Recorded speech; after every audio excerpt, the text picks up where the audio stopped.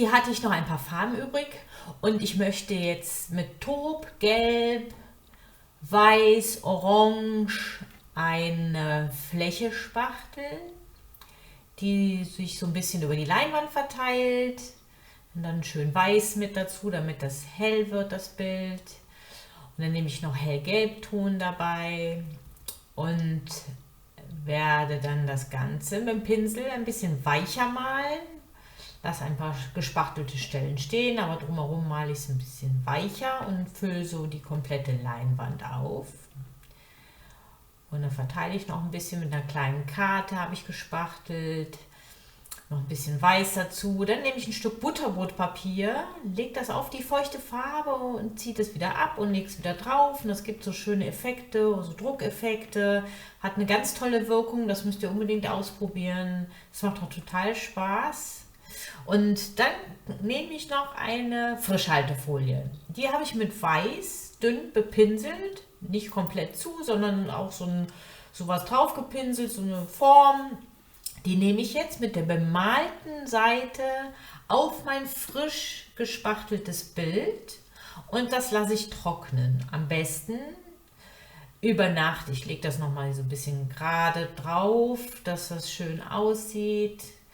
Reibe da ein bisschen drüber, dass es auch hält und lasse es dann 24 Stunden, ja nicht viel, über Nacht sollte es trocknen, also einige Stunden, damit unter der Folie die Farbe sich, also die weiß bemalte Folie sich mit der frisch gespachtelten Farbe, das hellgelb von der Leinwand verbindet. So, wenn das trocken ist, kann ich einfach die Frischhaltefolie abziehen.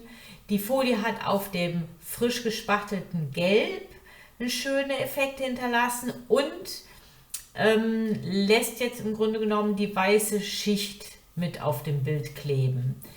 Das finde ich immer ein ganz super Effekt. Auch das sollt ihr unbedingt mal ausprobieren. Gibt einfach einen tollen Effekt. Jetzt fehlt mir aber irgendwie noch so ein bisschen so ein kleiner Special-Effekt. Dann habe ich mir 2 Klebestreifen geklebt und möchte jetzt noch was draufdrucken. Und dafür habe ich mir einen alten Plastikbecher genommen und ein bisschen schwarze Farbe, einmal so im Kreis gepinselt, damit ich den Becher so abdrücken kann. Und jetzt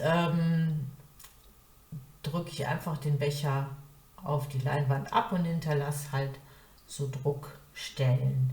Dann habe ich das Ganze nochmal mit Weiß, also erst schwarz und dann jetzt nochmal mit Weiß drüber. Gibt halt einen schöneren Effekt, sieht ein bisschen aufregender, ein bisschen spannender aus. Gehe dann immer mal so drüber, so lange, bis es mir gefällt.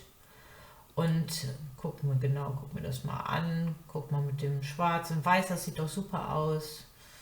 Und dann nehme ich die Klebestreifen, die waren nur dafür da, dass ich gerade drucke und die nicht so krumm da drauf kommen auf die Leinwand. Ja, und dann sind wir auch schon fertig. Probiert das mal, es macht bestimmt Spaß.